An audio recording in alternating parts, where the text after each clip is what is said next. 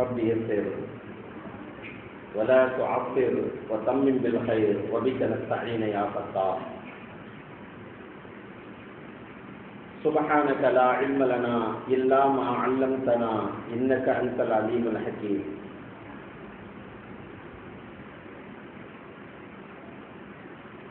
الحمد لله نحمده ونستعينه ونستغفره ونؤمن به ونتوكل عليه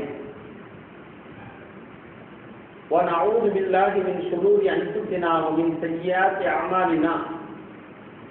من يهده الله فلا مضل له ومن يضلله فلا هادي له.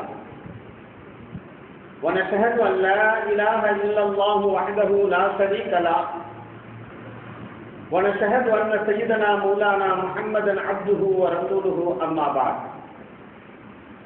فقد قال الله تعالى في القرآن العظيم والفرقان المجيد: أعوذ بالله السميع العليم من الشيطان الرجيم بفضل بسم الله الرحمن الرحيم.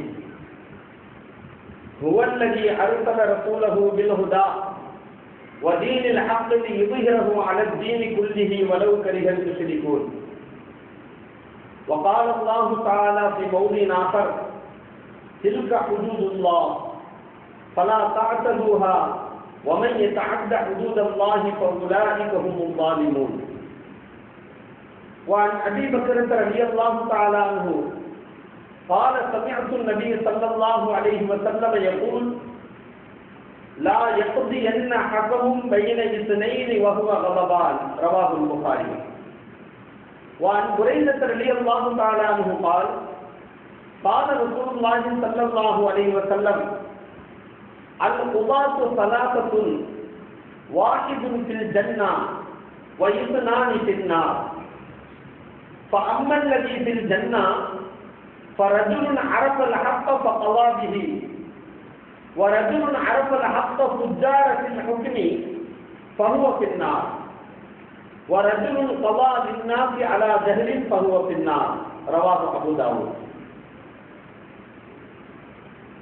கண்ணியத்திற்குரிய அல்லாஹ்வின் நல்லடியார்களே,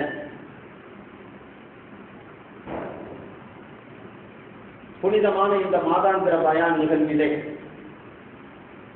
இந்த மாதத்தினுடைய தலைப்பாக இஸ்லாத்தின் சட்டங்களும் அதன் சலுகைகளும் என்ற தலைப்பின் கீழ் பல்வேறுபட்ட விஷயங்களை நாம் கவனிக்கவிருக்கின்றோம். இஸ்லாம் என்று சொல்லக்கூடியது ஒரு தூய்மையான மார்க்கம். இஸ்லாம் என்று சொல்லக்கூடியது ஒரு தூய்மையான மார்க்கம். அல்லாஹ்வினால் வழங்கப்பட்ட ஒரு தூய்மையான ஒரு மார்க்கம் இஸ்லாமிய மார்க்கம். இஸ்லாம் என்று சொன்னாலே அமைதி என்று பெயர். உலகத்திலே அமைதி நிலவ வேண்டும் என்பதற்காக வேண்டியே அல்லாஹ் தஆலா இஸ்லாம் என்று சொல்லக்கூடிய அந்த தூய்மையான மார்க்கத்தை தந்திருக்கின்றார்.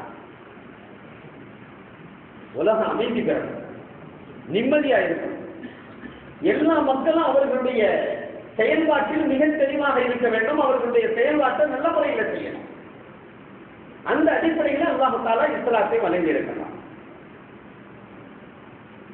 இது ஒரு பெரிய விஷயம். ஏனென்று சொன்னால், எல்லாம் வல்ல அல்லாஹ்வினால் அருளப்பட்ட இந்த இஸ்லாமிய மார்க்கம் சட்ட திட்டங்களையும் கூட மனிதனுடைய அமைதிக்காக வேண்டியே தந்திருக்கின்றது. இஸ்லாமிய மார்க்கத்தினுடைய சட்டம் மனிதனுடைய அமைதிக்காக வேண்டி தந்திருக்கின்றது. ஏன் நான் இதை அழுத்தி சொல்றேன் அப்படின்னாக்க, இன்னைக்கு புரியாததுனால, விளங்காததுனால இஸ்லாத்தின் பிரகாரம் தான் வாழ முடியுமா? சட்டம் எவ்வளவு கடுமையா இருக்குது.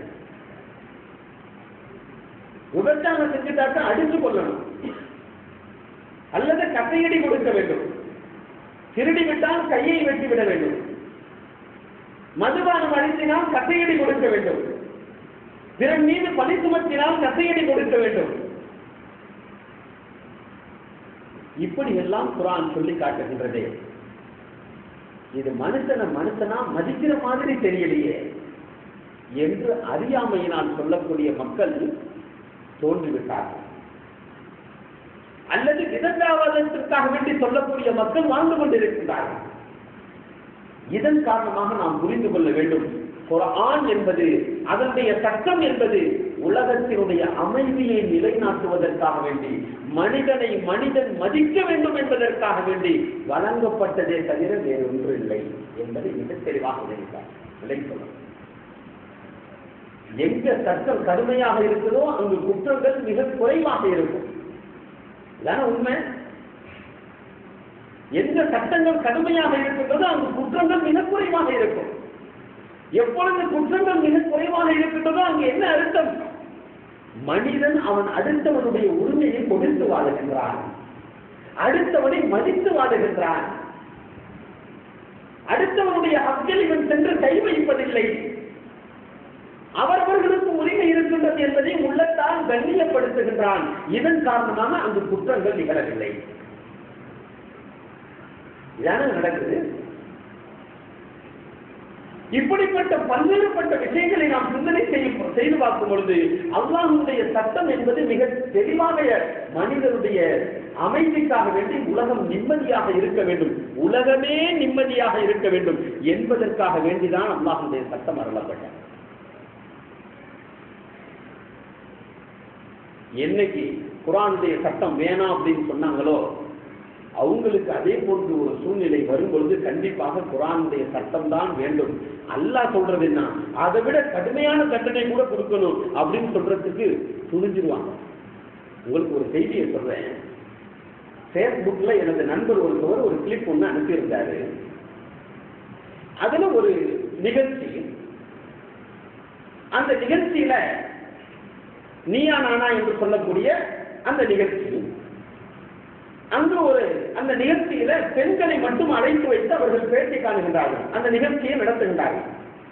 இன்றைய காலகட்டத்தில் பெண்களுக்கு எதிராக நடைபெறக்கூடிய சூழ்நிலைக்கு என்ன தண்டனை கொடுத்தால் பொருத்தமாக இருக்கும் என்று அது கேள்வியாக இருக்கின்றது.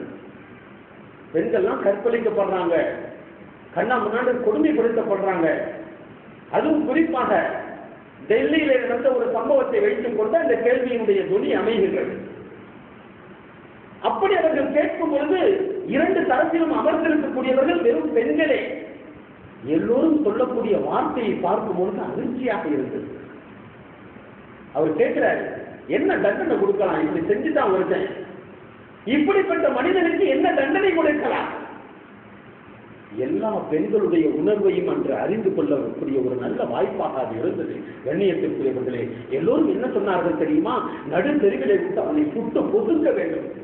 சிலர் சொல்கின்றார்கள் அப்படியே கொத்தி எடுக்க வேண்டும். சிலர் சொல்கின்றார்கள் அவனுடைய உருவ அமைப்பை துண்டு துண்டாக சிதைக்க வேண்டும். சிலர் சொல்கின்றார்கள் மரண தண்டனை கொடுக்க வேண்டும், தூக்கு தண்டனை ஏற்ற வேண்டும். எல்லோருடைய வார்த்தையும் அதுவாகவே இருந்தது. நான் அதை பார்த்தேன், அந்த நிகழ்ச்சியை நான் பார்த்தேன். அப்பொழுதுதான் நான் விலகிக் கொண்டேன். இவர்கள் எல்லாம் அறியாத்தனமாக குர்ஆனை இவர்கள் புறம் பேசிக் கொண்டிருக்கிறார்கள். குர்ஆன் சாத்தியமாகுமா என்று கேட்டுக் கொண்டிருக்கிறார்கள். இன்று தங்களுக்கென்று ஒரு நிலைமை ஏற்பட்டதற்கு பிறகு குர்ஆனை விட கடினமான சட்டத்தை விதிப்பதற்கு இவர்கள் தயங்கவில்லை. இதை விட கடுமையா இருந்தா கூட நல்லதா இருக்கும் அப்படின்னு நினைக்கக்கூடிய அளவுக்கு அவங்க வந்துட்டாங்கன்னாக்க அப்ப குர்ஆன் என்பது எக்காலத்திற்கும் ஏற்றமானது தானே. நமது நாட்டில் கூட ஒரு பிரச்சனை இருந்தது. சரிகாத்தா என்று சொல்லக்கூடிய ஒரு பெண்ணை ஒரு பையன் கத்தியால் ஒரு பேனாவினுடைய நிப்பால் வைத்து கொலை செய்து விட்டான், யூடியூபிங் செய்து கொலை செய்து விட்டான். அதற்கு முன்பதாக அதே நாட்டினுடைய மிக பொறுப்பில் இருக்கக்கூடிய அவர் சொல்லுவார், குர்ஆன் தான் சரி வராது, இந்த காலத்திற்கு ஏற்ற மாதிரி உள்ள வாழ்க்கைக்கு குர்ஆன் தகுந்தது அல்ல என்று சொல்லுவார். பல மேடைகளிலும் பல இடங்களிலும் அவர் பேசி இருக்கின்றார். ஆனால் அந்த இந்திய திருநாட்டினுடைய பாராளுமன்றத்தில் அவர் பேசுகின்றார். அப்படிப்பட்ட ஒரு குற்றவாளி இந்த நிகழ்வுக்கு பிறகு அந்த சரிகாத்தா என்று சொல்லக்கூடிய அந்த பெண்ணை யூடியூபிங் செய்து அதை கொலை செய்ததற்கு பிறகு அந்த நிகழ்வுக்கு பிறகு சொல்கின்றார், இவனை விட்டு வைக்க கூடாது, கண்டம் துண்டமாக சுட்டு எடுக்க வேண்டும், இவனை துண்டு துண்டாக வெட்ட வேண்டும் என்று அவர் பாராளுமன்றத்தில் பேசுகின்றார். அந்த கிளிப்பையும் நான் பார்த்தேன். அது அந்த காலத்தில் கிட்டத்தட்ட ஒரு 10-15 வருஷத்துக்கு முதல்ல. இப்ப இந்த நிகழ்வுகளை எல்லாம் பார்க்கும் பொழுது ரப்பல் ஆலமீனாகிய அல்லாஹ் தன்னை ஹக்கீம் என்றும் தன்னை அலீம் என்றும் சொல்லி காட்டுகின்றான். நான் நுண்ணறிவாளன், நான் மிக அறிந்தவன், நான் நன்கு விளங்கியவன், நான் உங்களை படைத்தவன், உங்களுடைய நிலைமையை நான் அறியக்கூடியவனாக இருக்கின்றேன், உங்களுக்கு நான் சட்டத்தை தருகின்றேன், உங்களுக்கு நான் வாழ்வை தருகின்றேன் என்று அல்லாஹ் குர்ஆனிலே சொல்லி காட்டுகின்றான். எத்தனை இடங்களிலே அல்லாஹ்வுடைய புறத்திலிருந்து சட்டங்களை நிறைவேற்ற சொல்லி ஹுக்கும்கள் ஆணைகள் வருமோ அத்துணை நிகழ்வுக்கும் பிறகு முடிவில் அல்லாஹ் சொல்லும் பொழுது உங்களுக்கு நான் வாழ்க்கையை தருகின்றேன் என்று சொல்லுவேன். வாழ்வை தர்றேன். இப்படி குற்றம் செஞ்சானா அவனுக்கு இந்த தண்டனை கொடு, உங்களுக்கு நான் வாழ்வை தருகின்றேன் என்று சொல்றான். தண்டனை கொடு, வாழ்வை தருகின்றேன். என்ன அர்த்தம்? இந்த குற்றத்திற்குரிய தண்டனை நிறைவேற்றப்பட்டது என்று சொன்னால் எல்லோரும் வாழ்வு பெறுவார்கள், எல்லோரும் நிம்மதி அடைவார்கள், எல்லோருக்கும் சந்தோஷமும் சுபிட்சமும் ஏற்படும். குர்ஆனை போன்று வேறு யாரும் அந்த தீர்ப்பை கொண்டு வந்துவிட முடியாது. கண்ணியத்திற்குரியவர்கள், பார்ப்பதற்கு கடினமாக தெரியும். நான் கூட சொல்லுவேன், சிங்கப்பூர்ல பார்த்தா அவ்வளவு கஷ்டமான தண்டனையா இருக்க மாதிரி இருக்கு. நம்ம வந்து ஃபர்ஸ்ட் நம்ம எல்லாம் இன்டர்வியூ எல்லாம் முடிச்சுட்டு உள்ள போய் கார்டு வாங்கிட்டு உள்ள வந்து நாட்டில் உட்கார்ந்ததுக்கு பிறகு ஒரு புக்கு ஒன்று கொடுப்பாங்க. அங்க எம்ஓஎம்ல ஒரு புக்கு கொடுப்பாங்க. அதுல பார்க்கும்போது எல்லாருக்கும் அதாவது பத்துக்குள்ள கூட புரிஞ்சுக்கிற மாதிரி நாட்டினுடைய சட்டத்தை மிக தெளிவாக விளக்கி காட்டுவார்கள். அதுல வந்து இன்னென்ன குற்றம் செஞ்சாக்க இன்னென்ன தண்டனை. ஒரு எச்சி துப்புனா $500, ஒரு குப்பை போட்டா $1000, எச்சி துப்புனா $1000, ஒரு பட்டனை அழுத்தினா $5000 என்று சொல்லி கடுமையான சட்டம். அதனால் தானே இன்று போட்டுகின்றார்கள் தூய்மைக்கு சிங்கப்பூர் என்று உலகத்திலே. பேசக்கூடிய நிகழ்வு எப்படி ஏற்பட்டது, பேசக்கூடிய விதம் எப்படி ஏற்பட்டது? சட்டத்தை கடுமையாக்கினால்தான் மக்களிடத்திலே குற்றங்கள் குறையும். எப்பொழுது குற்றங்கள் குறையுமோ மக்கள் நிம்மதியாக இருப்பார்கள் என்ற ஒரு நிலை, ஒரு நியதி இருப்பதின் காரணத்தினால் தான் கண்ணியத்திற்குரியவர்களே. இன்னைக்கு திமிர் பிடிச்சவன் $1000 தானே நான் கொடுத்துட்டு வீசி, $1000 தானே கொடுத்து வீசி நான் துப்புறேன் அப்படின்னு சொன்னாக்க நஷ்டம் அவனுக்கு தான். ஆனால் பயப்படக்கூடியவர்கள் தான் 99% இருப்பார்கள். குற்றம் செய்யாத மக்களாக அவர்கள் வாழ்வார்கள். சட்டம் கடுமையா இருக்க போயிட்டாங்க. உள்ள கூப்பிட்டு வச்சு 2 வார்த்தை பேசிட்டு செய்யாது அப்படின்னு விட்டுட்டான் அப்படின்னு சொன்னாக்க மீண்டும் மீண்டும் அந்த குற்றம் நடைபெறுமா இல்லையா? ஏன் கஷ்டமா வச்சிருக்காங்க? ஏன் இவ்வளவு ஸ்ட்ரிக்டா வச்சிருக்கிறாங்க? இதே போன்றுதான் கண்ணியத்திற்குரியவர்களே, அல்லாஹ்வுடைய வசனம் ஒரு குற்றத்தை குறித்து இந்த தண்டனை என்று வகுத்து விட்டான் என்று சொன்னால் அதை செயல்படுத்தும் பொழுது அங்கு அமைதியே நிகழ்வுகின்றது. விபச்சாரம் குறித்து இப்படி செய்தான் என்று சொன்னால் அதுவும் எல்லோரும் பார்க்கக்கூடிய முன்னிலையிலாக இருக்க வேண்டும் அந்த தண்டனை. பிறகு யாராவது செய்வானா? பெரம்படின்னு இங்க ஒண்ணு வச்சிருக்கிறாங்க. அந்த பெரம்படி அடிச்சாக்க அது நிறைய அடியெல்லாம் கிடையாது, 6 அடி 7 அடி அதிகபட்சமான. அப்படியே பிச்சுக்கிட்டு பொழந்துக்கிட்டு தொங்கும். அப்படியே ஒரு அடி அடிச்சாக்க அது கூட, அது மட்டுமல்ல, ஆண்மை போய்விடும். அந்த 6 அடியில ஆண்மையை இழந்து விடுவான், ஆண் என்ற தகுதியை இழந்து விடுவார். இவ்வளவு பெரிய கடுமையான தண்டனை ஏன்? குற்றம் ஏன்? குற்றத்திற்குரிய தண்டனை ஏன்? அந்த குற்றம் நடைபெறக்கூடாது என்பதற்காக இதுதான். இப்ப நமக்கு புரிஞ்சிருக்கும் அல்லாஹ் தஆலா குர்ஆனில் ஏன் இவ்வளவு பெரிய கடுமையான தண்டனையை சொல்லுகின்றான். கையை வெட்ட வேண்டும். வஸ்ஸாரிகு வஸ்ஸாரிகத்து ஃபக்தஉ ஐதியஹுமா, திருடனையும் திருடியையும் அவருடைய கரத்தை வெட்ட வேண்டும். அஸ்ஸானியத்து வஸ்ஸானி ஃபஜ்லிது குல்ல வாஹிதின் மின்ஹுமா மிஅத்த ஜல்தத்தின், ஒவ்வொருவருக்கும் 100 கட்டையடி கொடுக்க வேண்டும் விபச்சாரம் புரிந்தவர்களுக்கு. இதே போன்று மது அறிந்தவர்களுக்கு தண்டனை கொடுக்க வேண்டும். இதே போன்று எல்லா குற்றங்களின் அடிப்படையிலும் தண்டனை கடுமையாக அல்லாஹ் விதித்திருப்பது அல்லாஹ்விற்கான அளவு. அவன் அல்லாஹ் என்று பெருமையாக சொல்லிக் கொள்வதற்கா? அவன் என்றுமே பெருமையாக உள்ளவன். அவனுடைய கீர்த்தியில் அவனுடைய கண்ணியத்தில் ஒரு கடுவளவும் குறையாது கூடாது. அவன் எப்படி வைத்திருக்கின்றானோ அதே போன்று நமது செயலினால் அதை கூடிவிடுவது போல கூடிவிடுவது கிடையாது. நமது செயல் இல்லாததினால் அது குறைந்து விடுவதும் கிடையாது. அவன் எப்படியும் அப்படி. ஆனால் சட்டம் அனைத்தும் நமது வாழ்வினுடைய நலனை கருதியே என்பதில் எந்தவித சந்தேகமும் இல்லை கண்ணியத்திற்குரியவர்களே. அந்த வகையிலே சட்டத்தை தெளிவாக மக்களுடைய நலன் கருதி வகுத்து சொல்வதில் இஸ்லாத்தை போன்று நிகழ்வுடைய மார்க்கம் மதம் எதுவும் இல்லை. இஸ்லாத்தை போன்று நிகழ்வுடையது எதுவும் கிடையாது. எதையும் நம்ம பார்க்க முடியாது. அந்த அடிப்படையிலே பார்க்கும் பொழுது அல்லாஹ் தஆலா எல்லா சட்டத்தினுடைய ஒரு காரணத்தையும் வைத்திருப்பார். இஸ்லாமிய சட்டங்களுடைய அடிப்படையை 4 விஷயத்தை கொண்டு வருகின்றன. 4 விஷயம். ஒன்று என்னவென்று சொன்னால், அந்த சட்டத்தினுடைய அடிப்படையில் அமானிதங்கள் நிறைவேற்றப்பட வேண்டும். அமானிதங்கள் நிறைவேற்றப்பட வேண்டும். அடுத்தவனை மதிக்கணும்னு சொல்லி வச்சது அமானிதம். அந்த அமானிதத்தை நிறைவேற்று. ஒரு பொருள் ஒன்றை கொடுக்கப்பட்டிருக்கிறது அப்படின்னு சொன்னா அது அமானிதம். ஒருவருடைய கண்ணியம் உண்டத்தில் இருக்கின்றது என்று சொன்னால் அது அமானிதம். எல்லாம் அமானிதம். அந்த அமானிதத்தை நிறைவேற்ற வேண்டும். இரண்டாவதாக உரியவர்களுடைய உரிமையை அவர்களிடத்தில் ஒப்படைக்க வேண்டும். எல்லா சட்டத்தினுடைய நோக்கமாக தான். மூன்றாவதாக நீதத்தை நிலைநிறுத்த வேண்டும். நான்காவதாக அல்லாஹ், ரசூல் மற்றும் தலைவருக்கு தகுதி வாய்ந்த அந்த தலைமையின் கீழ் கட்டுப்பட்டு நடக்க வேண்டும். யாரெல்லாம் தலைவருக்கு தகுதியா இருப்பாங்களோ, அல்லாஹ்வுடைய கண்ணோட்டத்திலும் அல்லாஹ்வுடைய தூதருடைய கண்ணோட்டத்திலும் அப்படிப்பட்ட தலைவருக்கு கட்டுப்பட்டு நடந்தது. இந்த 3 விஷயம், இது மொத்தம் சேர்த்து 4 விஷயத்தை இஸ்லாமிய சட்டங்கள் அடிப்படையாக கொண்டது கண்ணியத்திற்குரியவர்கள்.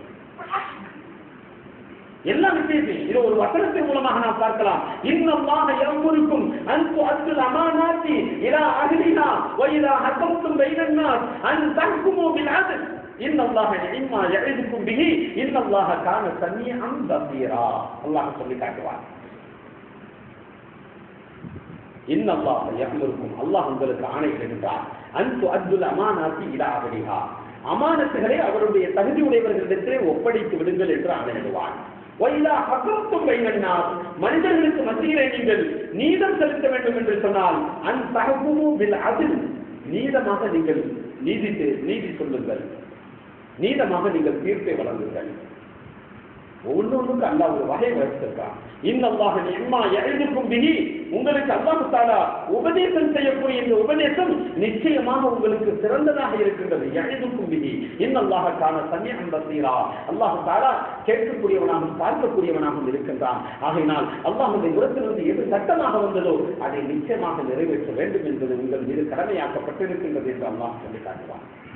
அந்த அடிப்படையில் பார்க்கும் பொழுது இஸ்லாத்தினுடைய எல்லா சட்டங்களையும் அல்லாஹ் தஆலா இந்த 4 அடிப்படை, ஒன்று அமானிதங்கள் நிறைவேற்றப்பட வேண்டும், மற்றொன்று அடுத்தவர்களுடைய உரிமையை கொடுக்க வேண்டும், மூன்றாவது நீதத்தை சரியான முறையிலே செலுத்த வேண்டும், நான்காவது இவை அனைத்தும் உள்ளடக்கிய அல்லாஹ், ரசூல் மற்றும் நல்ல தலைவர்களுக்கு கட்டுப்பட்டு வர வேண்டும். அத்தியுல்லாஹ் அத்தியுர் ரசூல வஉலில் அம்ரி மின்கும்.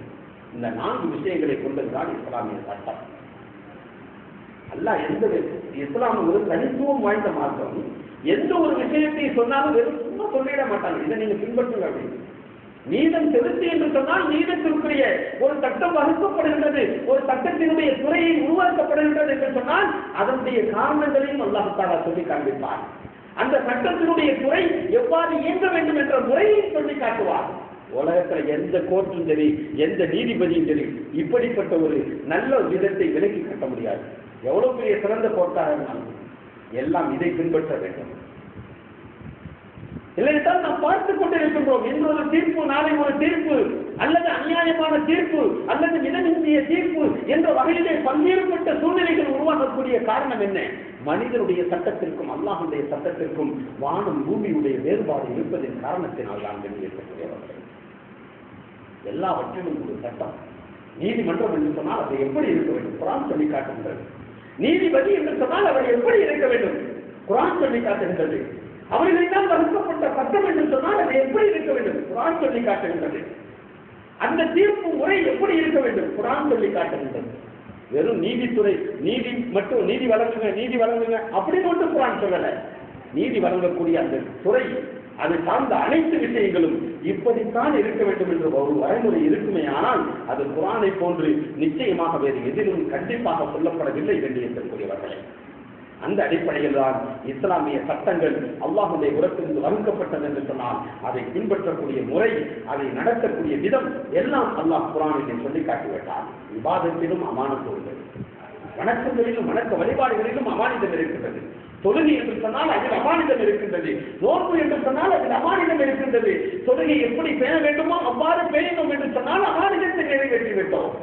நோன்பு என்று சொன்னால் நோன்பை வைக்கக்கூடிய பொறுப்பு, அதனுடைய இடம், அதனுடைய முறை எல்லாவற்றையும் நாம் பின்பற்றும் பொழுது அமானிதத்தை பின்பற்றி விட்டோம். அதே போன்று ஒதுவினுடைய முறை, முழுமையாக ஒது செய்து விட்டோமா? ஒலிவினுடைய சுண்ணத்தை பேணி நாம் நடந்து கொண்டோமா? நாம் ஒது செய்யக்கூடிய உறுப்புகள் முழுமையாக நினைத்து விட்டனவா என்றெல்லாம் நாம் பார்த்தோம் என்று சொன்னால் அமானிதத்தை பூர்த்தி செய்தோம்.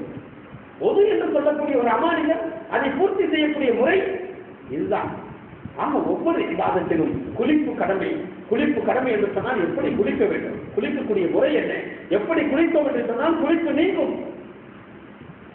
அதற்கென்று ஒரு அமானிதம் இருக்கின்றது. தீனை ஒரு அமானிதமாக தந்திருக்கின்றார்.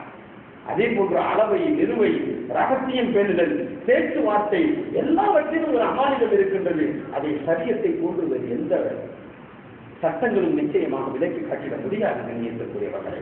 அந்த வகையில் தான் நீதம் என்ற முறையிலே நீதிமாக நடக்க வேண்டும் என்பதும் அல்லாஹ்வுடைய தூதர் ஸல்லல்லாஹு அலைஹி வஸல்லம் அவர்களினால் கடமையாக்கப்பட்டது, அல்லாஹ்வினால் கட்டளையாக்கப்பட்டதுதான். அதனால்தான் அல்லாஹ் தஆலா சொல்லி காட்டுவார், சட்டத்துறையை பின்பற்றுவதற்கு முதலிலே அல்லாஹ்விற்கு கட்டுப்படுதல், அல்லாஹ்வுடைய தூதரை ஏற்றுக்கொள்ளுதல், நீதமான தலைவர்களுக்கு கீழ் நீங்கள் வழிபடுங்கள், அவர்களுக்கு கீழ் நீங்கள் கட்டுப்பட்டு நடந்து கொள்ளுங்கள். பெருமானார் ஸல்லல்லாஹு அலைஹி வஸல்லம் அவர்கள் ஒரு ஹதீஸிலே சொல்லி காட்டுவார்கள், முத்தஃபக்குன் அலைஹ், புகாரி முஸ்லிமிலே இடம்பெறக்கூடிய ஹதீஸ், மன் அத்தாஅனி ஃபக்கத் அத்தா அல்லாஹ், யார் எனக்கு கட்டுப்பட்டு நடந்தார்களோ அவர்கள் அல்லாஹ்விற்கு கட்டுப்பட்டு நடந்தார்கள். வமன் அத்தானி ஃபக்கத் அத்தல்லாஹ், யார் எனக்கு மாறு செய்து விட்டார்களோ அவர்கள் அல்லாஹ்விற்கு மாறு செய்து விட்டார்கள். வமன் அத்தாஅல் அமீர ஃபக்கத் அத்தானி, யார் முஸ்லிம் தலைவர்களுக்கு மாறு செய்தார்களோ அவர்கள் எனக்கு மாறு செய்து விட்டார்கள். யார் முஸ்லிம் தலைவர்களை கட்டுப்பட்டார்களோ அவர்கள் எனக்கு கட்டுப்பட்டார்கள். முத்தஃபக்குன் அலைஹ், புகாரி முஸ்லிமிலே வரக்கூடிய இதுதான் சட்டத்தினுடைய அசல் நோக்கம். நான் அல்லாமே மதிக்க மாட்டேன், ரசூலையும் மதிக்க மாட்டேன், நல்ல சட்டங்கள் சொல்லக்கூடியவர்களை நான் மதிக்க மாட்டேன் அப்படின்னாக்க முஸ்லீமாக இருப்பதற்கு தகுதியே இல்லையே, முஸ்லிம் என்று சொல்லிக் கொள்வதற்கு அழுத்தமே இல்லையே. அந்த அடிப்படையிலே நாம் பார்க்கும் பொழுது மார்க்க சட்டத்தை அறிந்து கொள்வது என்பது முஸ்லிம்கள் மீது கடமை கண்டு இருக்கக்கூடியவர்களே. பெரிய சட்ட வல்லுநர்களாக ஆக வேண்டாம், எல்லாமே பெரிய மார்க்கத்தை கருத்து குறித்த சட்ட வல்லுநராக இருக்க வேண்டாம். ஏதாவது அன்றாட வாழ்க்கைக்கு தேவையான சில சட்டங்களை விலகியாவது கொள்ள வேண்டும் அல்லவா? அதுதான் இல்லையா? பெருமானார் ஸல்லல்லாஹு அலைஹி வஸல்லம் அவர்கள் சொல்லி காட்டுவார்கள், தலபுல் இல்மி ஃபரீதத்துன் அலா குல்லி முஸ்லிமின் வ முஸ்லிமா, மூமினான ஆண் பெண்கள் மீது மார்க்க கல்வியை கற்றுக்கொள்வது என்பது ஃபர்தாக ஆக்கப்பட்டுள்ளது, கட்டாய கடமையாக ஆக்கப்பட்டுள்ளது. தொழுகை என்று சொன்னால் அதனுடைய சட்டம் என்ன தெரிந்து கொள், நோன்பு, ஜக்காத், ஹஜ் அதனுடைய சட்டம் என்ன தெரிந்து கொள். அதனுடைய பிரிவு வகைகளுக்கு செல்லவில்லை என்று சொன்னாலும் அதை நிறைவேற்றுவதில் முழுமையான விதத்தை பெற்றுக்கொள்ள வேண்டும் என்பதற்காக வேண்டி அந்த சட்டத்தினுடைய முறையை நாம் தெரிந்து கொள்ள வேண்டும் அல்லவா? அப்பதானே ஒரு முஸ்லீமாக இருக்க முடியும். சாதாரண ஒரு பொறுப்பு, ஒரு இன்டர்வியூக்கு போறோம், ஒரு ஜாபுக்கு நம்ம கிடைச்சிருக்கு, அந்த ஜாபை நம்ம போட்டு பார்த்தோம், நமக்கு கிடைச்சிருக்கு, இன்டர்வியூ வந்துருச்சு, இந்த டேட்டுக்குள்ள நீ வந்துரு அப்படின்னு நேரா போறோம். அவன் எந்த வேலை கொடுக்குறானோ அந்த வேலையினுடைய சம்பந்தப்பட்ட விஷயங்களை தெரிஞ்சு வச்சிருந்தா தானே அதுக்குள்ள இன்டர்வியூ ஓகே பண்ணுவான், சரின்னு சொல்லி அப்பாயின்மெண்ட் கொடுப்பான், சரின்னு சொல்லி ஓகே பண்ணுவான். எந்த துறையாக இருந்தாலும் சரி, யார் எந்த துறையில் அவர்கள் இன்டர்வியூக்கு போகிறாங்களோ அந்த வேலையை அவர்கள் ஒப்புக்கொள்ள போகிறார்களோ அது சம்பந்தப்பட்ட சில விஷயங்களுடைய கேள்விக்கு பதில் சொல்லக்கூடிய தகுதியாவது இருக்க வேண்டும் அல்லவா? இருந்தா தானே. ஒன்றும் இல்லைங்க, ஒரு கடைக்கு பராட்டா மாஸ்டரா போறேன், போகக்கூடிய அந்த மனிதன் இத்தனை கிலோ மாவுல இத்தனை ரொட்டி வருண்டாச்சு சொல்ல தெரியணும்ல, இவ்வளவு மாவுக்கு இவ்வளவு தண்ணி போடணும் அப்படின்னாச்சு சொல்ல தெரியணும்ல, இவ்வளவு உப்பு போடணும் அப்படின்னாச்சு சொல்ல தெரியணும்ல. நேரா போய் வேலைக்குன்னு போய் நின்றாரு. அவர் கேட்கிறாரு, 1 கிலோ மாவை போட்டு 3/4 கிலோ உப்பை போடணும் அப்படின்னாக்க வேலையில சேர்த்துக்குவானா? உனக்கு என்னடா தகுதி இருக்கு, வெளியே போன்னு சொல்லுவான். சாதாரணமான ஒரு பராட்டா மாஸ்டருக்கு அவருடைய தொழில் சம்பந்தப்பட்ட ஒரு விஷயம் தெரியவில்லை என்று சொன்னால் ஒரு முஃமினாக இருப்பதற்கு, அல்லாஹ்வுடைய உயர்ந்த மார்க்கத்தில் கண்ணியமாக ஈருலகில் வெற்றி தரக்கூடிய ஒரு மார்க்கத்தில் நான் இருப்பதற்கு ஒரு முஸ்லிமான ஒரு தகுதி நம்மிடத்தில் இருக்க வேண்டாமா? நான் முஸ்லிம் அப்படின்னு சொல்றதுக்கு ஒரு தகுதி, தொழுகை பற்றி தெரிஞ்சிருக்காரு, நோன்பை பற்றி தெரிஞ்சிருக்கிறார். ஏன் நமக்கு தெரியல அப்படின்னு சொன்னாக்க, பராட்டா மாஸ்டர் ரொட்டி முடிச்சதுக்கு பிறகு $100 வாங்குவாரு, நமக்கு 1 கோடி நன்மை கிடைச்சாலும் நமக்கு தெரியல. அது என்றாரு, இது என்னல எண்ணி பார்க்கல. சலாம் கொடுத்ததுக்கு பிறகு எவ்வளவு நன்மை கிடைச்சிச்சு அப்படிங்கறத மூட்டை மூட்டையா கொண்டு வந்து எல்லாம் வச்சு காமிச்சாட்டாக்க அப்ப தெரியும். ஆனா நமக்கு கண்ணுக்கு தெரியல. ஏன் கண்ணுக்கு தெரியல? நமக்கு அதனுடைய மகத்துவம் உள்ளத்துல இல்லை, மறுமையினுடைய தேட்டம் இல்லை. சஹாபாக்களுக்கு அந்த தேட்டம் இருந்தது, சஹாபாக்களுக்கு அதனுடைய கண்ணியம் உள்ளத்தில் இருந்தது. மழை பெய்தாலும் தொழுகை, இடி இடித்தாலும் தொழுகை, குழந்தை இறந்து விட்டாலும் தொழுகை, எனது வீட்டில் திருமணம் என்றாலும் தொழுகை. அதை கொண்டுதான் ஆகும் அப்படிங்கிறது அவனுடைய உள்ளத்தில் இருந்தது. அதனால அல்லாஹ் அக்பர், எந்த சக்தி உனக்கு மிஞ்சி எதுவும் கிடையாது, நீ தான் பார்த்துக்குவேன் அப்படின்னு இருந்துச்சு. நம்மள்கிட்ட அது இல்லை, அதனுடைய மகத்துவம் நமது உள்ளத்தில் இல்லை. தொழுது முடித்ததற்கு பிறகு என்ன நன்மை கிடைக்கும், அதனுடைய அந்தஸ்து மறுமையில் என்ன, ஒரு சுப்ஹானல்லாஹ் என்று சொன்னோம் என்று சொன்னால் அதனுடைய கூலி என்ன? கண்ணுக்கு கூலி கொடுப்பது போன்று தெரிந்தது என்று சொன்னால் நம்ம செய்வோம். அது தெரியல. ஏன் தெரியல? அல்லாஹ் மீது நம்பிக்கை குறைந்து விட்டது, அல்லாஹுடைய தூதர் மீது நம்பிக்கை குறைந்து விட்டது, மறுமையின் மீது நம்பிக்கை குறைந்து விட்டது, நன்மையினால் என்ன பிரயோஜனம் என்பது விளங்காமல் போய்விட்டது. இந்த தகுதி இருந்துச்சு அப்படின்னாக்கா அப்புறம் எப்படி நம்ம முஸ்லீம் சொல்லிக்கிற முடியும்? பராட்டா மாஸ்டருக்கு பராட்டா போடக்கூடிய தகுதியே இல்லை. 1 கிலோ மாவுல 1.5 லிட்டர் தண்ணியை கலந்துட்டாரு அப்படின்னு சொன்னாக்கா பராட்டா என்ன ஆயிடும்? தோசை ஆயிடும். அவர் அப்படி இன்டர்வியூல அட்டென்ட் பண்ணாரு அப்படின்னு சொன்னாக்கா அடுத்த நிமிஷமே வெளியே போட்டு சொல்லிடுவான். ஆனா ஒரு முஸ்லிம் என்று சொல்லக்கூடியவனுக்கு துஹரில் எத்தனை ரக்காத்து, அல்லாஹு அக்பர் என்று தக்பீர் கட்டியதற்கு பிறகு என்ன ஓத வேண்டும், முதலாவது ரக்காத்தில் என்ன செய்ய வேண்டும், இரண்டாவது ரக்காத்தில் என்ன, மூன்றாவது ரக்காத்தில் என்ன, அத்தஹியாத்தில் என்ன, ருக்கூவில் என்ன, சஜ்தாவில் என்ன என்ற விதமே தெரியவில்லை என்று சொன்னால் என்ன தகுதி முஸ்லிம் என்று சொல்றதுக்கு இருக்கு? அதனால்தான் பெருமானார் ஸல்லல்லாஹு அலைஹி வஸல்லம் அவர்கள் சொல்லி காட்டுவார்கள், எல்லோரும் மார்க்க அறிஞர்களாக ஆக வேண்டும் என்பது அவசியமில்லை, உங்களுடைய வாழ்க்கைக்கு தேவையான சட்டங்களை நீங்கள் கற்றுக்கொள்ளுங்கள். தலபுல் இல்மி ஃபரீதத்துன் அலா குல்லி முஸ்லிமின் வ முஸ்லிமா. இன்னைக்கு நம்ம எத்தனை பேருக்கு தெரிஞ்சிருக்கிறோம்? எத்தனை பேருக்கு இந்த ஒதுமையை தெரியும்? ஒதுமையுடைய சுண்ணத்தை எத்தனை பேருக்கு தெரியும்?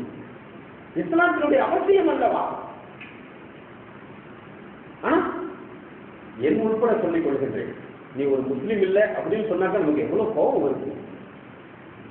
ஒரு இன்ஜினியரை குடிச்சிட்டு சிவில் படிச்சிருக்கிறாரு அல்லது வேற ஏதாவது படிச்சிருக்கிறாரு, படிச்சு கொண்டு சர்டிபிகேட்டை கொடுத்தாரு, இவர் கேள்வி கேட்டாரு, அவர் சரியான ஆன்சர் கொடுக்கல, நீ படிக்கல போயா அப்படின்னு சொன்னாக்க உடனே கோபம் வரும். நான் லோன் வாங்கி படிச்சிருக்கேன், நான் கடை வாங்கி படிச்சிருக்கேன், எத்தனை பேரை படிச்சு நான் அந்த காலேஜில் சீட்டு வாங்கினேன், எவ்வளவு கஷ்டப்பட்டு படிச்சேன், என்னென்னமோ புலம்புறோம், என்னென்னமோ செய்யணும். ஏன்? நமக்கு தகுதி இல்லை என்று சொல்லிவிட்டானே. ஆனால் முஸ்லீம் என்று சொல்வதற்கு ஒரு தகுதி வேண்டாமா? சிந்தித்து பார்க்க வேண்டும். நான் உங்களிடத்திலே ஒரு சகோதரனாக இருந்து உரையாடி கொண்டிருக்கின்றேன். நமது நிலை உங்களின் நிலை மட்டுமல்ல, நமது நிலை. அதனால்தான் ஷரியத் சொல்லி காட்டுகிறது, சட்டவியலிலும் முஸ்லிம்கள் உணர்ச்சி உடையவர்களாக இருக்க வேண்டும், சட்டத்துறையிலும் அவர்கள் சிறிதளவிலும் தெரிந்திருக்க வேண்டும் என்பது ஷரியத்தினுடைய சட்டம். கண்ணியத்திற்குரியவர்களே, மார்க்கம் அறியாமையினால் ஏற்படக்கூடிய விபரீதங்களை பார்க்கும் பொழுது கடுமையாக இருக்கும். ஹதீஸ் ஷரீஃபிலும் நாம் அந்த சம்பவத்தை பார்க்கலாம். ஜாபிர் ரலியல்லாஹு தஆலா அவர்கள் அறிவிக்கக்கூடிய ஹதீஸ் அபூ தாவூதிலே இடம்பெறுகின்றது. ஜாபிர் ரலியல்லாஹு தஆலா அவர்கள் சொல்கின்றார்கள், ஒரு முறை நாங்கள் பிரயாணம் பெற்றுக் கொண்டிருக்கின்றோம், பிரயாணம் சென்று கொண்டிருக்கின்றோம். ஒரு இடத்தில் தங்க வேண்டிய சூழ்நிலை ஏற்பட்டது. நாங்கள் தங்கி இருக்கக்கூடிய தருணத்திலே ஒரு சகோதரருக்கு தலையில் கண்பட்டு அவருடைய கண் மண்டை உடைந்து விட்டது, அவருடைய மண்டை உடைந்து விட்டது. அதன் காரணமாக அவர் காயலுற்று இருக்கின்றார். அவர்களுக்கு மத்தியிலே சில சம்பாஷணை, சில பேச்சுவார்த்தை. ஒருவர் மற்றொரு இடத்துல கேட்கின்றார், சஹாபாக்களுக்கு மத்தியில இப்படி ஆகி போச்சு, இவங்க தயமம் செய்யலாமா அப்படின்னு சொல்லி கேட்கிறார். இந்த சஹாபிக்கு மண்டை உடைஞ்சிருச்சு, கல் பட்டதினால் மண்டை உடைஞ்சிருச்சு. இப்ப இவங்களுக்கு குளிப்பும் கடமையாகிவிட்டது.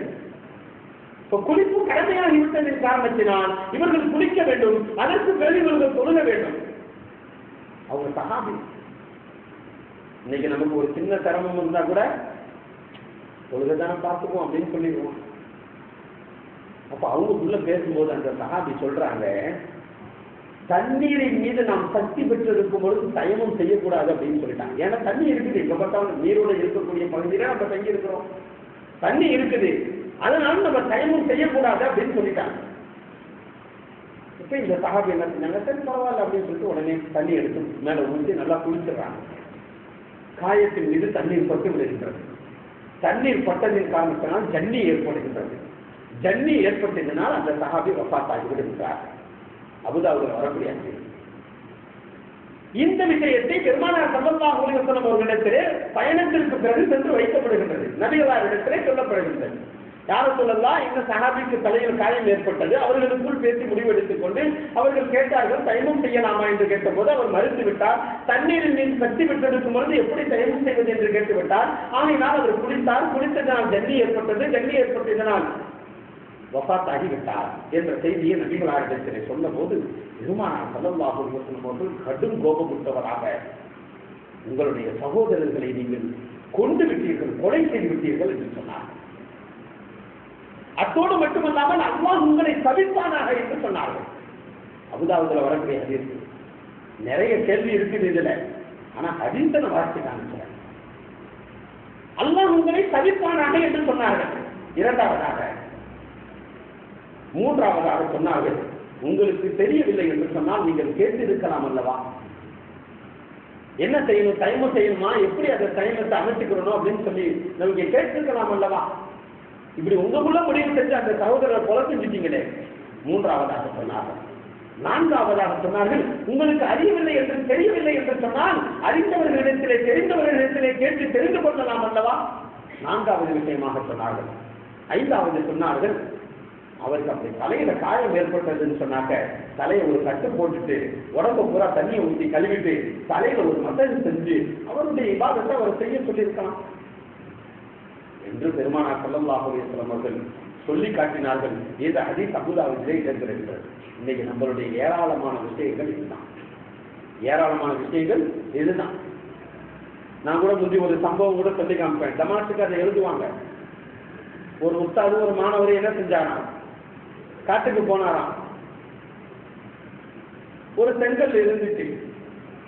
அந்த செங்கல்ல என்ன செஞ்சிருக்கிறாரு, இதை பொடி பண்ணி வைப்பா, நான் வந்து தயமம் செய்யணும் அப்படின்னு சொல்லிட்டு அவர் டாய்லெட் போயிட்டு வர்றதுக்கு தூரமாக போயிருக்கிறார். இந்த மாணவர் என்ன செஞ்சிட்டாரு, இவரும் டாய்லெட் போயிட்டு வந்து எல்லாம் சுத்தமாயிட்டு, சரி தண்ணி இல்லாத சூழ்நிலையா இருக்குது, செங்கலை கொண்டு நம்மளும் தயமம் செய்வோம் அப்படின்னு சொல்லிட்டு இவர் தயமம் காக்க ஒது போன்று இருக்குமோ அப்படின்னு சொல்லிட்டு என்ன செஞ்சாரு, கல்லை நுனிக்கு வச்சு அந்த கல்லை மூக்குல கொஞ்சம் வாயில கொஞ்சம் போட்டு எல்லாத்தையும் போட்டு மூச்சுக்கு போராடிட்டு உட்கார்ந்துருக்கிறாரு. ஏன்னா தொழுகைக்கு பொதுவை கொண்டவர் தயமம் இருக்குமோ என்று அவர் விளங்கிக் கொண்டார். உஸ்தாத் அங்கேன்னு வர்றாரு, உயிருக்கு போராடிங்க, என்னப்பா செஞ்ச, இல்ல நீ வர்றதுக்குள்ள நான் உதவி செஞ்சிருக்கான்னு நினைச்சேன், தயமம் செய்யறதுக்கு. அதான் இப்படி கட்டி ஆயிப்போச்சு. அப்பதான் நினைச்சாலும் உஸ்தாது தயமம்டா என்னன்னு சொல்லி கொடுத்துட்டாலும் நம்ம போயிருக்கலாமே, இப்படி உயிர் கூசலாடிட்டு இருக்கிறானே அப்படின்னு நினைச்சான். இன்னைக்கு நம்மளுடைய நிலைமை எல்லாம் இப்படித்தான் இருக்கின்றது. எல்லோருடைய நிலையும் மாற்றம் அறியாததன் காரணத்தினால் இப்படித்தான் இருக்கின்றது. உயிரையே விட்டுவிடக்கூடிய சூழ்நிலை, ஈமானை பறித்துவிடக்கூடிய சூழ்நிலை. தலாக்கு விட்டு விடுகின்றான் கோபத்திலே, நாட்கள் கடந்து விட்டது. ஒரு தலாக்கோ 2 தலாக்கோ 3 தலாக்கோ அதை பற்றி பிரச்சனை இல்லை. நாட்கள் கடந்து விட்டது என்று சொன்னால் இவன் சேருவதற்கு அனுமதியற்றவனாக ஆகிவிடுகின்றான். பிறகு அவன் மீண்டும் நிக்காஹ் செய்ய வேண்டும். 3 தலாக் என்று சொன்னால் குர்ஆனிலே சொல்லுகின்றபடி அவன் ஹலாலா என்று சொல்லக்கூடிய இன்னொருவனுக்கு திருமணம் முடித்துக் கொடுத்து அவன் விரும்பினால் இவனை தலாக்கு சொல்லி அதற்கு பிறகு இவன் இந்தா இருந்து அதற்கு பிறகு இவன் திருமணம் முடிக்கணும். இப்படிப்பட்ட சட்டங்கள் எல்லாம் இருக்கும் பொழுது இன்னைக்கு கோபத்துல தலாக் உடனே சொல்லிவிட்டு அடுத்து அவ கூட உட்கார்ந்து சாப்பிட்டு இருக்காங்க. இது விபச்சாரம் அல்லவா? ஏன் மார்க்கம் என்னன்னு தெரியல. 2 பேருக்கு மத்தியில கோர்ட்ல கேஸ் நடந்துகிட்டு இருக்குது. நம்ம புருஷனா பொண்டாட்டியாண்டு கேள்விக்கு கோர்ட்ல கேஸ் நடந்துட்டு இருக்கு. வக்கீல் தான் தீர்ப்பு சொல்லணும், நீதிபதி தீர்ப்பு சொல்லணும். ஆனா இவன் வீட்டுல உட்காந்து ஒரே கட்டல உட்காந்து சாப்பிட்டு இருக்காங்க. ஏன் மார்க்கம் தெரியல. அதே போன்று ஏராளமான பிரச்சனைகள் நாம் முஸ்லீமாக இருப்பதனால் நாம் சிந்தனை செய்து கொள்ள வேண்டும் கண்ணியத்திற்குரியவர்களே. இந்த சிங்கப்பூர்லயே சரி நிறைய பிரச்சனை. மாற்று மத சகோதரர்களை திருமணம் முடித்துக் கொண்டு எல்லாம் மனுஷன் தானே.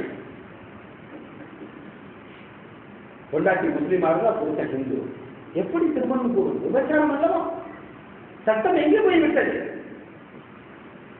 நமது மார்க்கத்தை பார்த்து மற்றவர்கள் பாடம் பெற்றுக் கொள்ள, அவர்கள் அதை பின்பற்றுவதற்கு வகையாக நாம் நடந்து கொள்வதற்குரிய வகைகள் இருக்கும் பொழுது நாம் அடமானம் வைத்துவிட்டு மார்க்கத்தின் மீது பற்றற்றவர்களாக, முஸ்லிம் என்றே காட்சி தராதவர்களாக நமது வாழ்க்கை அமைத்துக் கொள்வோம் என்று சொன்னால் பிறகு நாம் ஏன் நசுக்கப்பட மாட்டோம், இழிவாக்கப்பட மாட்டோம்? இன்னைக்கு சட்டம் அப்படித்தானே போயிட்டு இருக்குது. அதுக்கு தெரியல, தெரிஞ்சா கூட அலட்சியம். எதுவரைக்கும் அலட்சியம்? இறந்து போயிட்டோம் அப்படின்னு சொன்னா நிரந்தர உலகத்துல பெரிய நஷ்டமாகிவிடும். அதனால் கண்ணியத்திற்குரியவர்களே, மார்க்க கல்வி அறிந்து கொள்வது என்பது மிக அவசியமான ஒரு விஷயம். மனித குலத்தினுடைய நன்மைக்காக வேண்டியே அல்லாஹ்வினாலும் அல்லாஹ்வுடைய தூதர் ஸல்லல்லாஹு அலைஹி வஸல்லம் அவர்களினாலும் இந்த மார்க்க சட்டத்தை நமக்கு தரப்பட்டு இருக்கிறது என்பதை நாம் விளங்கிக் கொள்ள வேண்டும். நமது நலனுக்காக வேண்டிதான். அதே நேரத்திலே இந்த மார்க்க சட்டங்களிலே சில சலுகைகளையும் அல்லாஹ் தஆலா தந்திருக்கிறார். ஒரு புறம் சட்டம், இன்றைய மாதத்தினுடைய தலைப்பே அதுதான். இஸ்லாத்தின் சட்டங்களும் அதன் சலுகைகளும் என்றாலே அமைப்பிலே நாம் தலைப்பை அமைத்தோம். சட்டம் என்றால் என்ன, அதனுடைய முக்கியத்துவம் என்ன, அது எதற்காக வேண்டி மனித சமுதாயத்திற்கு கொடுக்கப்பட்டது என்பதை இவ்வளவு நேரம் நம்ம கவனித்தோம். அந்த மார்க்கத்தில் சில சலுகைகளையும் அல்லாஹ் வழங்கி இருக்கின்றார். ஏன் அந்த சலுகை?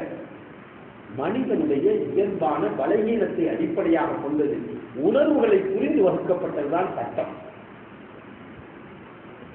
உணர்வுகளை அல்லாஹ் புரிந்திருக்கிறான் மனுஷன். ஏன்னா மனுஷனை படைத்தவன் அவன் தானே. படைக்கப்பட்டவன் படைக்கப்பட்டவனை பற்றி தெரிந்து கொள்வதில் சாத்தியமில்லை. படைக்கப்பட்டவன் அவனை பற்றி படைத்தவன் தான் நன்கு அறியக்கூடியவனாக இருக்கின்றான். அதனால நம்ம படைத்த வந்து சட்டத்தை போட்டாலும் கரெக்டா இருக்கும். நிலையை அறிந்து சட்டம் போடுவார்.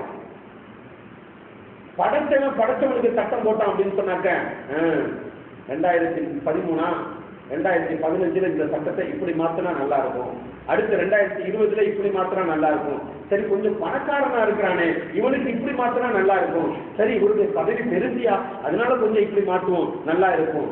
ஏன் இந்த நிலைகள் எல்லாம்? படைத்தவன் படைக்கப்பட்டவனுக்கு சட்டம் சொல்லிக் கொடுக்கின்றான். படைக்கப்பட்டவனுக்கு படைத்தவன் சட்டம் சொன்னால்தான் மனிதனுடைய இயல்பான உணர்வை புரிந்து கொள்ள முடியும். அப்படி சொல்லப்பட்டதுதான் இஸ்லாமிய சட்டம். அந்த அடிப்படையில் தான் சட்டம் கடுமையாக இருந்தாலும் அதில் சில சலுகைகளையும் அல்லாஹ் தந்திருக்கின்றான். மனிதனுடைய பலவீனங்களை பார்க்கின்றான், மனிதனுடைய இயலாமையை பார்க்கின்றான்.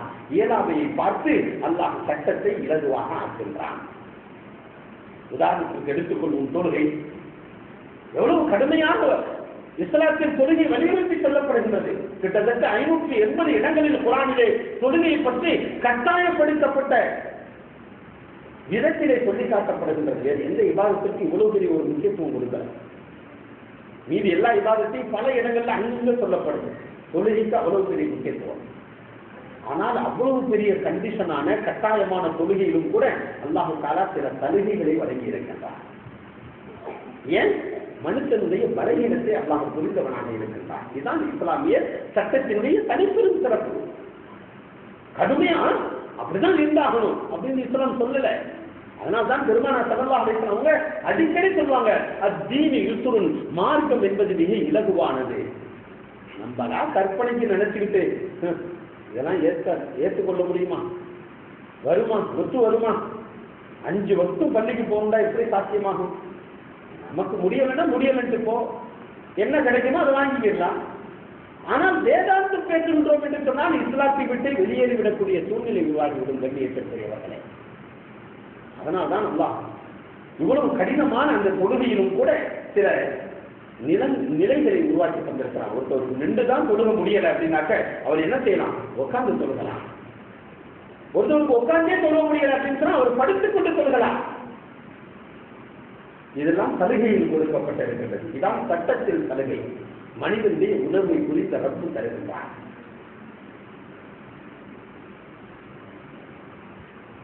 அதே போன்று நீங்கள் பிரயாணத்தில் இருக்கின்றீர்களா? பிரயாணத்தில் இருந்தீங்க அப்படின்னு சொன்னாக்கா தொழுகைய குறைச்சிக்கங்க. வைதா வரபத்தும் கில்லாரதி பலைத்த அலைக்கும் ஜுனாகும் அன் தக்சுரு மினஸ் ஸலா இன் ஹிஃப்தும். அல்லாஹ் குர்ஆனிலே சொல்லி காட்டுகிறார். வைதா வரபத்தும் கில்லார், நீங்கள் பூமியிலே பிரயாணம் செய்து சென்று கொண்டிருக்கும் பொழுது தொழுகையை குறைத்து தொழுகுங்கள். ஏன்? சூழ்நிலை எப்படி இருக்கலாம், நீ இப்படிதான் செஞ்சாகணும் அப்படின்னு மனுஷனா இருந்தா சொல்லிடுவான். ரப்புக்கு தெரியும்ல, கிருபை உள்ளவன் அல்லவா. சூழ்நிலையை புரிந்திருப்பதன் காரணத்தினால் ரப்பு என்ன செய்யலாம்? அப்பா உனக்கு கஷ்டமான சூழ்நிலை இருக்கும், அதனால நீ என்ன செய், கொஞ்சம் குறைச்சு தொழுதுக்க. தொழுகை இருக்காத, நின்று தொழுக முடியா, உட்கார்ந்து தொழுகு, உட்கார்ந்து தொழுக முடியா, படுத்து தொழுகு. ஆனா இன்னைக்கு நான் அடிக்கடி இந்த விஷயத்தை சொல்லணும். ஏன் அப்படின்னு சொன்னாக்கா அது ஒரு கலாச்சாரமாக மாறிவிடக்கூடாது. காலு மடக்க முடியாதவங்களா இருக்கிறாங்க, முட்டி வலி உள்ளவங்களா இருக்கிறாங்க அப்படின்னு சொன்னா அவங்க சேர்ல உட்காந்துட்டா கூட பிரச்சனை இல்லை. கொஞ்சம் மயக்கமா இருக்கு அப்படின்னு சொல்லிட்டு சேர்ல உட்காருவாங்க. முதியவராக இருக்கிறார் என்பதற்காக வேண்டி சேர்ல உட்காருறது, சேர்ல உட்காருறது ஒரு ஃபேஷனா போயிடுச்சு. மார்க்கம் அதை வரவேற்கவில்லை. அந்த அளவிற்கு மார்க்கம் அதற்கு அங்கீகாரம் தரவில்லை. நீ உட்கார்ந்து தொழுவோம், படுத்து தொழுவோம், காலை வீட்டி தொழுவோம் தாராளமாக அனுமதிக்கப்பட்டது. மஸ்ஜிதுடைய ஒழுக்கத்தை கருதி நீங்கள் சம்மணம் என்று சொல்லுகின்றீர்களா? அங்கீகாரம் அல்லாஹ் நின்றுட்டு தான் சொல்லணும் அப்படின்னு அல்ல எங்கேயுமே சொல்லலையே, முடியலையே. அதுதான் சட்டங்களின் சலுகை. காலம் அடக்க முடியல, உட்கார்ந்து கூட காலம் அடக்க முடியாது அப்படின்னு இருக்கும் பொழுது அவர் நிர்பந்தமான நிலை, அவர் சேர்ல உட்கார்ந்துக்கலாம். இன்னைக்கு லைட்டா மயக்கம் இருந்துச்சுன்னா உட்கார்ந்துக்கிறாங்க சேர்ல. கீழே உட்கார்ந்தாக்க இன்னும் அதிகமான நன்மை அல்லவா? பெருமானார் ஸல்லல்லாஹு அலைஹி வஸல்லம் அவர்கள், ஒரு சஹாபி அவர்கள் தங்களுடைய ஏதோ ஒரு தலையினை போன்ற ஒரு பொருளை வைத்து அதன் மீது சஜ்ஜா செய்து கொண்டு இருக்கின்றார்கள். அங்கேருந்து வந்து ஓடி வர தலைவனை அப்படியே தட்டி விடுறாங்க. முடிந்தால் சிரட்டை வைத்து சஜ்ஜா செய்ய வேண்டும், இல்லை என்று சொன்னால் தனித்தனியாக செய்துவிட வேண்டும்.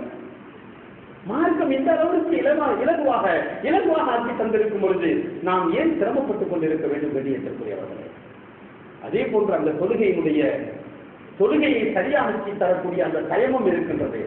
ஒரு தகார அதிலும் கூட அல்லாஹ் சலுகை வழங்கி இருக்கின்றார். தொழுகைக்கு முன்பதாக சுத்தம் என்பது அவசியம். சுத்தம் இல்லை அப்படின்னாக்க தொழுக கூடாது.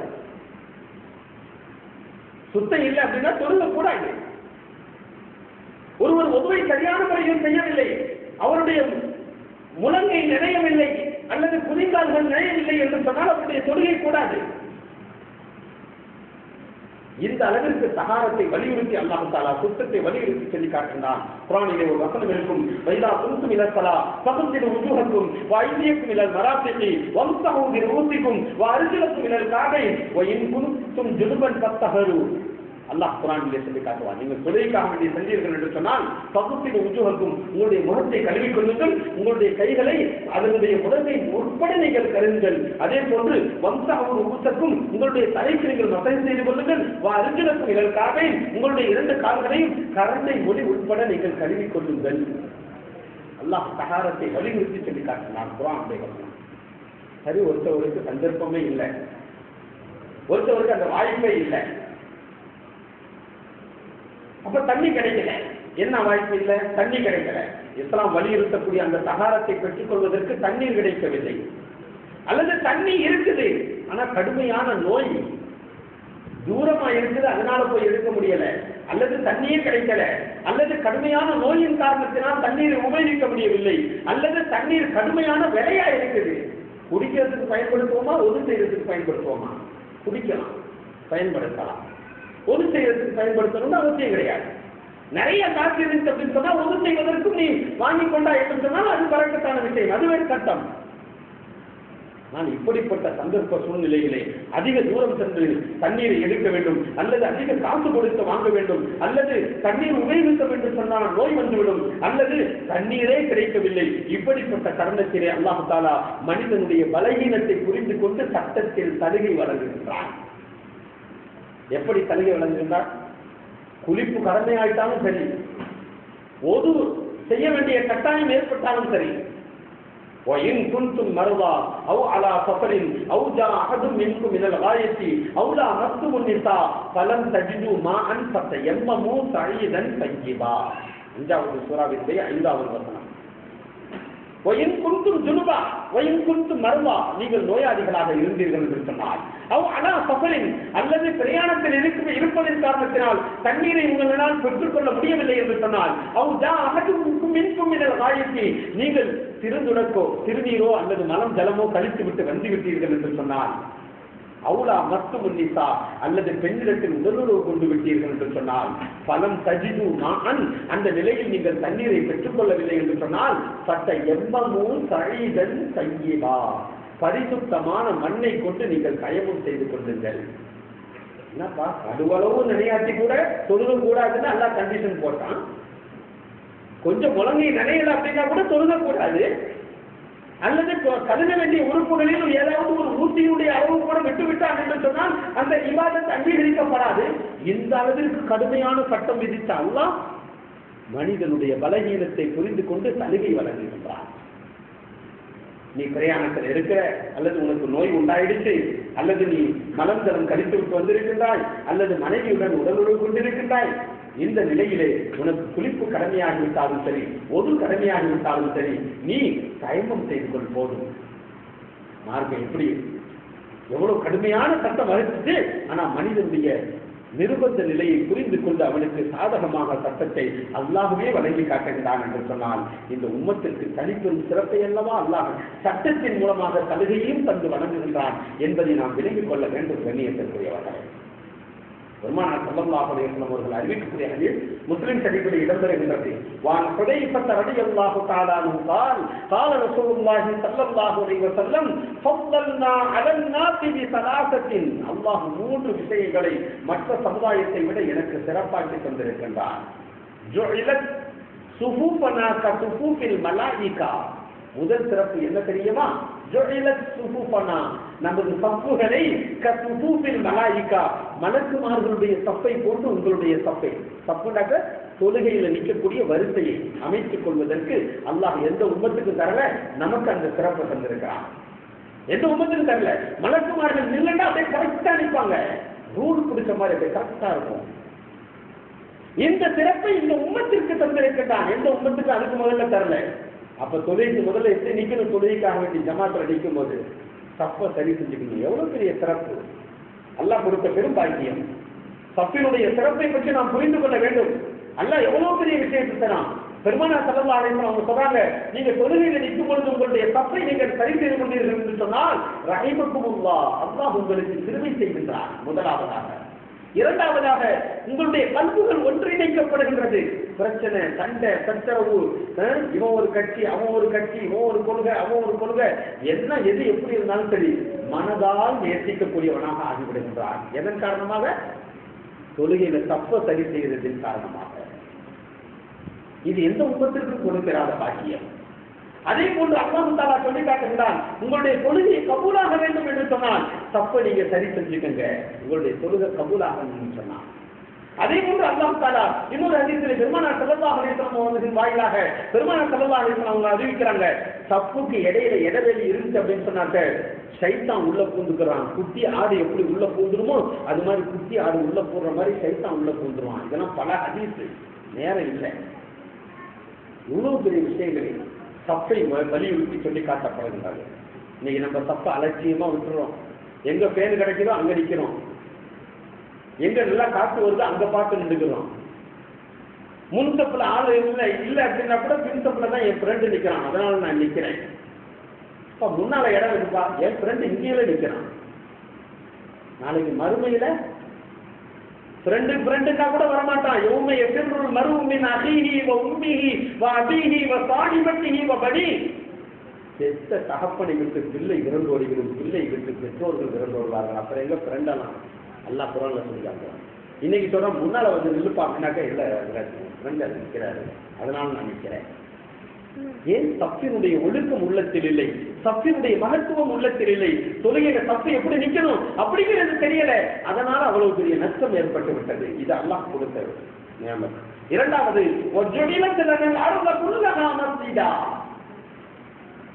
மற்ற மக்களை விட எங்களுக்கு கொடுத்த சிறப்பு என்னன்னு சொன்னால், உலகம் பூரா ஒரு தொழுகைக்குரிய இடமாக மஸ்ஜிதாக அல்லாஹ் ஆக்கி தந்திருக்கின்றார்.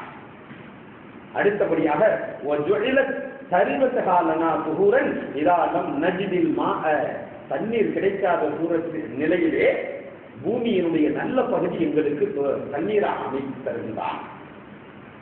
நல்ல மண்ணை, பரிசுத்தமான மண்ணை எங்களுக்கு ஒளிவிற்குரிய சாதனமாக அல்லாஹ் ஆக்கி தந்திருக்கிறான். வேற எந்த உம்மத்துக்கு தரல அப்படின்னு சொல்லக்கூடிய ஹதீஸ் முஸ்லிம் ஷரீஃபில் இடம்பெற்றிருக்கு. ஹுதைஃபா ரலியல்லாஹு தஆலா அவர்கள் அறிவிக்கின்றார்கள். கண்ணியத்திற்குரியவர்களே, அது மாதிரி பல விஷயங்கள், நிறைய விஷயங்கள் இருக்குது. சரி, அங்கேருந்து வர்றாரு, மனசு ஒத்துக்கிற மாட்டேங்குது. தண்ணி கிடைக்கல, என்ன சொன்னால் தண்ணீர்ல சுத்தம் செஞ்ச மாதிரி வருமா? உள்ளத்துல ஒரு மனசு என்னதோ இருக்கு. தொழிலுக்கு தண்ணீர் கட்டினா கூட டைம் செஞ்சுட்டு நான் பாடு தண்ணீர் கட்டுறேன். உள்ளத்துல ஏதோ ஒன்று சொல்லிக்கிட்டே இருக்கு. கோழி சொல்லுது. ஏன்பா கோழி சொல்லுது? அட, அல்லாஹ் உனக்கு சலுகையை தந்திருக்கிறான், அல்லாஹ் உனக்கு சட்டத்தை தந்திருக்கிறான், அல்லாஹ் உனக்கு வாய்ப்பை கொடுத்திருக்கிறான்.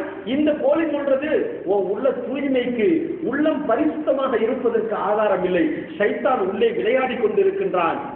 உன்னை சைத்தான் கெடுக்கிறான். டே, தண்ணி கிடைக்கல, நான் போய் தூங்குடா, அப்புறம் பார்த்துக்கலாம், தண்ணி கிடைக்கிற நேரத்தில் தொழுகையை பார்த்துக்கலாம் அப்படின்னு சைத்தான் ஏவுறான். உள்ளுக்குள்ள குறுகுருண்டு ஏற்படுத்திட்டாக்க என்ன தருணாலும் ஒரு டைமும் செஞ்சுட்டு தொழுக சரி, 4 ரக்காத்துக்கு 3 ரக்காத்து தொழுது போயிருவோமே, சைத்தான் போட்டு விட்டான். இந்த நிலை உனக்கு ஏன் ஏற்படுகின்றது? அல்லாஹ்வினால் வழங்கப்பட்ட சலுகை அல்லாஹ் அவ்வளவா தந்திருக்கிறான். நீ எப்படி சொல்லலாம் எனக்கு மனசு குறுகுருண்டு இருக்குது அப்படின்னு சொல்றதுக்கு என்ன அங்கீகாரம் இருக்கின்றது? பெருமானார் ஸல்லல்லாஹு அலைஹி வஸல்லம் அவர்கள் சொல்லக்கூடிய ஹதீஸ், 10 வருடங்கள் நீங்கள் தண்ணீரை பெற்றுக் கொள்ளவில்லை என்று சொன்னாலும் சுத்தமான பூமி, அதனுடைய மண் உங்களுக்கு, அதனுடைய மேல் பரப்பை அல்லாஹ் தஆலா உங்களுக்கு சுத்தமாக்கி தந்திருக்கிறான். ஒரு தொழுகைக்கே சைத்தான் வசுவத்தா உள்ள போட்டு விட்டதுனால தக்பீர் கட்டின உடனே டைமும் செஞ்சுட்டு நம்ம தொழுகிறோமே, நம்மளுக்கு முடியலையே, நோயா இருக்குது, தண்ணியை தொடக்கூடாதுன்னு இருக்குது, தண்ணி தொட்டோடாக்க இந்த நோய் வந்துடும் இருக்குது, நம்ம முடியாம இருக்கும்போது நம்ம ஏன் சொல்லுவணும் அப்படின்னு நம்ம தான் நினைச்சுக்கிட்டு நம்ம மனசை குறுகுருண்டு ஆக்கிக்கிட்டு இபாதத்தில் நம்ம குறைபாடு செஞ்சிடறோம். நபி ஸல்லல்லாஹு அலைஹி வஸல்லம் அவர்கள் சொல்லுகின்றார்கள், 10 வருடம், ஒரு வக்து இல்லப்பா, 2 வக்து இல்லை, 1 வருஷம் இல்லை, 2 வருஷம் இல்லை, 10 வருடங்கள் உனக்கு தண்ணீர் கிடைக்கவில்லை என்று சொன்னாலும் நீ சுத்தமான மண்ணை கொண்டு நீ தைமம் செய்து விட்டாய் என்று சொன்னால் அதனால் உனக்கு குளிப்பும் நீங்கி விடுகின்றது, பொதுவும் நீங்கி விடுகின்றது. குளிப்பை கூட நீ நீக்கிக்கலாம். அப்போ மார்க்கம் சலுகை தந்திருக்கும் போது நம்ம மனசை பத்தி நம்ம பேசுறதுக்கு அல்லாஹ்வுக்கு தெரியுங்களா? கோழி சொல்ற மனசு. ஆகினால் நிச்சயமாக கண்ணியத்திற்குரியவர்களே, இந்த விஷயத்திலே அல்லாஹ்வே கூடும் என்று சொல்லி இருக்கும் பொழுது நாம் இந்த மனதை கொண்டு கோழி சொல்லிக் கொண்டிருப்பது நமக்கு ஆகமாக்கப்பட்டது அல்ல. நல்லா விளங்கிக்கிறோம். அதே நேரத்தில் எந்த அளவுக்கு இந்த சட்டம் சலுகை எல்லாம் வழங்கியிருக்கிறான், தயமோ செஞ்சிருக்கிறோம், தொழுகிறோம், தொழுகைக்கு பிறகு தண்ணீர் கிடைக்கிறது, தொழுகைக்கு பிறகு தண்ணீர் கிடைக்கிறது. இப்ப கூட நம்ம தொழுகையை ரிட்டர்ன் பண்ணணும்னு அவசியம் இல்லைங்க. அந்த அளவுக்கு மார்க்கம் இஸ்லாம் இலகுவாக ஆக்கி வைத்திருக்கின்றது. அதனால காரணம்னா சொல்லிக்கிட்டு இருக்க வேண்டிய அவசியம் இல்லை. அதே போன்று கசர் தொழுகை 77 கிலோமீட்டர் பிரயாணம் பண்றோம், நல்லா சொகுசான வண்டியா இருக்குது, அல்லது ராக்கெட்ல போயிட்டோம், டக்குனு ஒரு 5 நிமிஷத்துல போயிட்டோம். இப்ப நமக்கு என்ன சட்டம்? அல்லாஹ் சொல்றான், நான் ராக்கெட்ல வந்தேன், அதனால நான் சீக்கிரம் வந்துட்டேன், இப்ப எனக்கு நான் வேண்டாக்க சேர்த்து தொழுகிறேன், நான் மொத்தமா எல்லா வக்தையும் தொழுகிறேன், எல்லா ரக்காத்தையும் தொழுகிறேன். அனுமதி கிடையாது. அல்லாஹ்வே அனுமதி தந்திருக்கிறான். நீ சொகுசு வண்டியில போனாலும் சரி, நீ எப்படி இருந்தாலும் சரி, நீ தொழுகை என்ன செஞ்சுக்கலாம்? கசர் செஞ்சுக்கலாம். வரவுக்கும் செல்லாருமே படைத்த அதைக்கும் ஜுனாகும். நீங்கள் பிரயாணப்பட்டு செல்லும் பொழுது உங்கள் மீது தொழுகை குறைத்துக் கொள்வது, தொழுகையினுடைய ரக்காத்தை குறைத்துக் கொள்வதற்கு உங்கள் மீது பாவம் ஏற்படாது. தொழுகை குறைச்சு, ரக்காத்தை குறைச்சு தொழுங்க அப்படின்னு நல்லா சொல்றான். இதுல போட்ட விட்டுருவான். இதை வச்சு சில பேர் என்ன செய்வான், இந்த சட்டத்தை வச்சு நோம்புக்கு நல்லா சொகுசான வண்டியில போயிட்டு இருப்பான். ஏசி வீட்டுல இருந்தா கூட வேர்க்கும். நான் தூரமா போக வேண்டியது இருந்துச்சு, அதனால நான் நோன்பை விட்டுவிட்டேன். தூரமா போக வேண்டியது இருந்துச்சு, அதனால நான் நோன்பை விட்டுவிட்டேன். அல்லாஹ் அனுமதித்த ஒன்றுதான். இருந்தாலும் சிறப்பை அந்த இடத்திலே சொல்லி காட்டுகிறார்கள் பெருமானார் ஸல்லல்லாஹு அலைஹி வஸல்லம் அவர்கள். நோன்பாளி தனது சக்திக்கு உட்பட்டு அவன் சிரமத்தை மேற்கொள்கின்றான் என்று சொன்னால் அதற்கு பகரமாக 2 மடங்கு நோன்பாளியுடைய நன்மை கொடுக்கப்படும். அப்ப இந்த சிறப்புக்கு தனி கூலி இருக்குது, தனி அந்தஸ்து இருக்குது சிரமத்திற்கு. அப்ப இதை விட்டுருவாரு, அந்த இடத்துல நான் தொழுகிறேன் அப்படின்பாரு. அங்க அல்லாஹ் உடல் சொல்லி இருக்கிறான், இங்க தொழுதா நன்மை கிடைக்கும் இருக்கிறான். அப்ப எந்த சட்டம் அல்லாஹ்வினால் வகுத்து தரப்பட்டதோ அதை நம்ம நிறைவேற்றிக் கொள்ளணும். ஏன்? அல்லாஹ்வுடைய கட்டளை கண்ணியத்திற்குரியவர்களே. அதே போன்று பெண்களுக்கும் கூட மார்க்கம் சலுகைகளை வழங்கி தந்திருக்கின்றது. பெண்களுக்கு கூட உள்ள சட்டங்கள், சட்டத்தை வகுத்தால்வா சலுகையும் பெற்றுத் தருகின்றான். காரணம், மனிதனுடைய பலகீனத்தை உணர்ந்ததின் காரணமாக. பெண்களுக்கு எப்படி சட்டத்தில் சலுகை வழங்கியிருக்கிறான்? அது பெண்களுக்கு உள்ள விஷயம். ஒருவார் ரலியல்லாஹு தஆலா அவர்கள் அறிவிப்பார்கள், அபூதாவூதிலே இடம்பெறக்கூடிய ஹதீஸ். ஃபாத்திமா பின்த் அபி ஹுபைஸ் ரலியல்லாஹு தஆலா அன்ஹா என்ற ஒரு பெண்மணி, சஹாபி பெண்மணி, அவர்களுக்கு அளவுக்கு அதிகமான மாதவிடாய் ஏற்பட்டுவிடும். அதிகமா வரக்கூடிய மாதவிடாய் வந்துடும். அப்ப பெருமானார் ஸல்லல்லாஹு அலைஹி வஸல்லம் அவர்களிடத்துல கேட்பாங்க, யார சொல்லலாம், எனக்கு அதிகமான உதிரப்போக்கு ரத்தம் வந்துகிட்டே இருக்குது, மாதவிடாய் வந்து கொண்டே இருக்கின்றது, என்னுடைய தொழுகை நிலை என்னவா? இன்னைக்கு தொழுகை நிலைக்கு தான் அவங்க கேட்டாங்க. நம்ம பெண்கள் என்ன கேட்கணும் தெரியுமா? இதுக்கு ஏதாவது வேற வழி பண்ணிக்கிட்டு மாத்திரை கித்திரை போட்டுட்டு ஊர் சுத்தலாமா? மாதவிடாயை நிறுத்தி கொண்டு ஊர் சுற்றுவதற்கு இவர்கள் மசாலா கேட்பார்கள், சட்டம் கேட்பார்கள். ஆனால் அன்றைய சஹாபி பெண்மணி, தொழுகை எனக்கு போகுதே, ஏதாவது சட்டம் இருக்குதா அப்படின்னு கேட்கிறாங்க ஸல்லல்லாஹு அலைஹி வஸல்லம். அப்ப பெருமானார் ஸல்லல்லாஹு அலைஹி வஸல்லம் அவர்கள் சொன்னார்கள், அது மாதவிடாய் இரத்தமாக இருந்தது என்று சொன்னால், அதனுடைய நிறமாக இருந்தது என்று சொன்னால், நீங்க தொழுகை